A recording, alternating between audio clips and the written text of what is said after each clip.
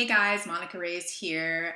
I wanted to talk about the lockdown and what we're all going to be facing very, very soon. The lockdown is imperative, so there's a part of me that completely understands why. We're going to be saving millions of lives by practicing this extreme social distancing, and I see that it's really essential in order to save people that we don't know, people that we do know. The numbers are showing that if we don't practice this right now, that a lot of people are going to die. A lot of people are going to suffer. There was 65% of the hospital beds already taken, and if there was an incredible article that came out that brought out the numbers, and the numbers that we're seeing right now in the United States, like times that by 10, times that, I think Harvard said times that actually by 50. And so just really being present with why this is happening is going to be like really, really important. And so we're going to be dealing with this lockdown, with this quarantine. Most of us have never done this before. And so you're going to be stuck. It's going to feel like you're stuck in your house with all of the things, right? You might be by yourself. You might be with your husband. You might be with your husband and your kids. You might be with your mother-in-law. There's likely going to be, you're going to be experiencing, everybody's going to experience their own thing, and it's going to trigger you. And so I wanted to make this video to help you deal with and be very intentional as to how to deal with this lockdown, because you will be triggered. It's not a matter of, it's a matter of when you'll be triggered, because we're not used to doing this. Especially in our country and in the States, because we are so used to being so free, which is why you saw all of those rebels going out and rebelling against social distancing, because it's our freedom. We're so used to being free, and most people don't like to be told what to do. Most of us inside have something called an inner rebel, and the rebel is like, no, I'm staying individual. No, you can't tell me what to do. And maybe you were told what to do by your parents or by authority, and so there's a part of you that's feeling up against that. So I wanted to talk to that piece. And I also want to talk to some things that you can do to feel better about what's happening. So the first thing would, like I mentioned, would be, really, really just grounding grounding into the why, as to why you're doing this. Like, why is this important? Why am I, you're saving lives. Okay. So every time you forget, every time you get upset, every time it's like you move away, because there's a part of us that's going to be, little parts of us inside, they're going to be triggered, wounded parts likely. And so whenever you get swept away by that, trying to remember why you're doing it, because it is so important. It is going to change the trajectory of our history. You're going to be saving lots of lives, not just people that you don't know, but people that you do know, people that you love, young people, mothers and fathers and grandparents. And I woke up this morning really just, feeling the fear of the world and seeing a vision of not enough ventilators, not enough hospital beds, and just feeling like the potential suffering if we don't do something. So just really grounding into the why.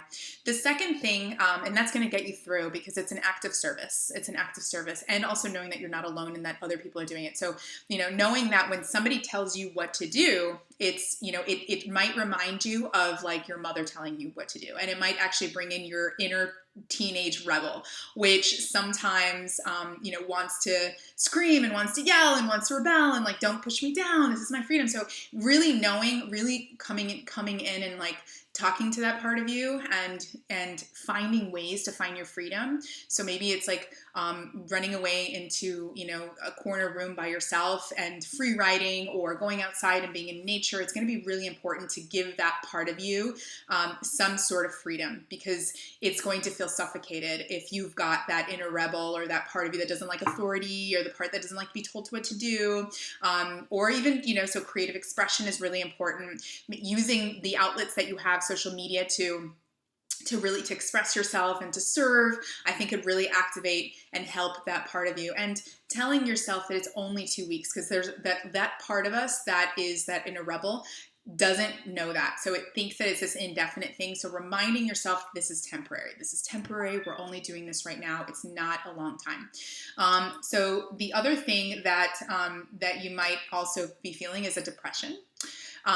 Because this is a grieving. You're going to be grieving your own freedom and your own space. And so, and the loss of maybe a job, the loss of your individuality, the loss of, so many things, so just taking the time to feel and knowing that this is going to be moving through you. And so really, really making sure that you're connecting, that you're taking care of yourself, give yourself a bath. You might not be able to go to the nail salon, but do your own nails, give yourself a break and just be outside, or, be present with your kids or be present with your husband. Do something different. You don't have to life doesn't have to look like it did before, because it doesn't fit in this box right now, right? Life, the way that it worked before, doesn't fit in life as a lockdown. So trying to be flexible, trying to be creative, and trying to see, like, how can this be different? It's a beautiful opportunity. This is happening for us, right? The universe, there are no mistakes in the universe. So seeing what can shift and change and being open and curious about it, because there'll likely be some gift or some blessing that'll help you post-corona anyway. The next thing that I see is, like, there's going to be likely you're going to be forced to deal with your feelings, and forced to deal with people that you're not used to. You might not be used to being with your kids all this time. You're not used to being with your husband. So it's like all of a sudden these feelings that are coming up, and so don't bat them away. Instead, just because they're going to come back, and they're going to come back with a vengeance. So just breathe into it. Like, okay, I'm feeling this way. It's just a cloud, right? A cloud. And ultimately who I am is a blue sky. So really creating this relationship between you and your feelings of, like, they just float by, and just acknowledging them. Okay, you're here. In through the nose, out through the mouth, bringing your hands to wherever you're feeling it, and then just breathing through it until that emotional storm goes away. And once that emotional storm goes away, you're back, right? Recentering yourself back. A way to recenter yourself is through the breath, which is really powerful, of just, like, bringing your attention to the breath, remembering that, you're this intelligence, and just watching the breath. Also using your senses, coming outside of the body is another way to ground yourself. But there are definitely going to be experiences where you're going to be forced to feel, and you might not be used to doing this. Your kids also will be experiencing a lot. So, just the best thing that you can do is to be centered, is to be calm. And even if there's utter chaos, even if the people in the room aren't, the more centered and calm you can be, the more that you can actually control the energy of the room. This is so important. I see how this works all the time with my own kids, how the more centered I am, the more centered everyone else is. So doing your practices, meditating, mindfulness, if you've never done this before, now's the time to learn. There are tons of live meditations going on Facebook. So many on YouTube. There really is no excuse. Now is a beautiful time, and bring your kids involved. Have your kids involved, have the people in your family involved. It's a beautiful opportunity. The other thing is going to be the projection of others. Projection onto others. And so if you're not feeling good and you're upset, you'll likely project onto the people around you, and also knowing, like, that you'll project onto people on social media. So in kind of being in social media this week, I've seen a lot of unkindness. And so there's an opportunity to be compassionate, just remembering that we don't know what's behind somebody's eyes. We don't know what wounds they carry. We don't know what their childhood experiences were like. We don't know why they're acting in this way. And so trying to find compassion and being like, what within them, what must have happened in their childhood for them to be showing up in this way, rather than labeling them, rather than defining them as their behavior, instead seeing them as a human being that is behaving in this way.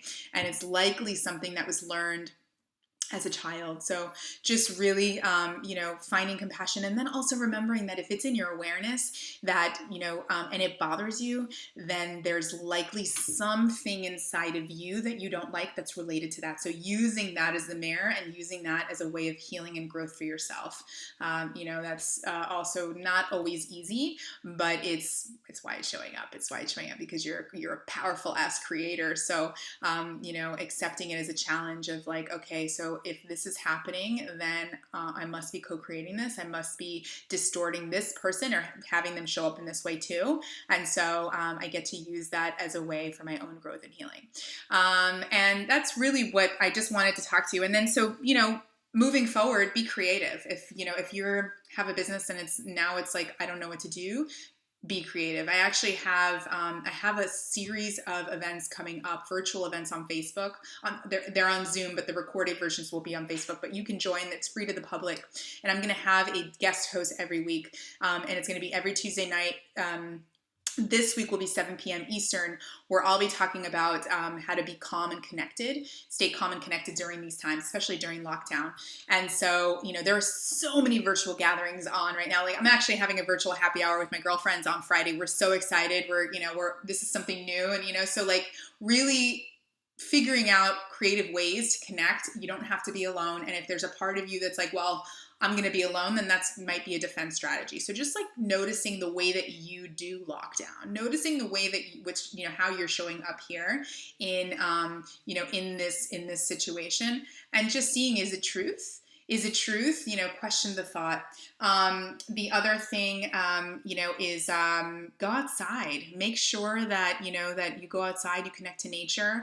And like I said, meditation and mindfulness are really important, because not only are you connecting to yourself and you're staying calm, but you're connecting to the whole universe. And it's really, really powerful, because it really helps alleviate the fear. It helps you feel greater, grander, bigger, more vast than you really are, than you believe that you are. And don't forget to be compassionate. There's an invitation for compassion for yourself and for others. So I invite you to come to all my talks this Tuesday, 7 p.m. Next Tuesday, moving forward, will be 6 p.m. I've got amazing guests coming up. I'll post them in the description. But I'm sending you lots of love. I'm sending you lots of health, and I'm here if you need me. If you like this video, please like it. If you want to comment, I would love to share some more practices, and I would love to talk to you more. Otherwise, make it a great day.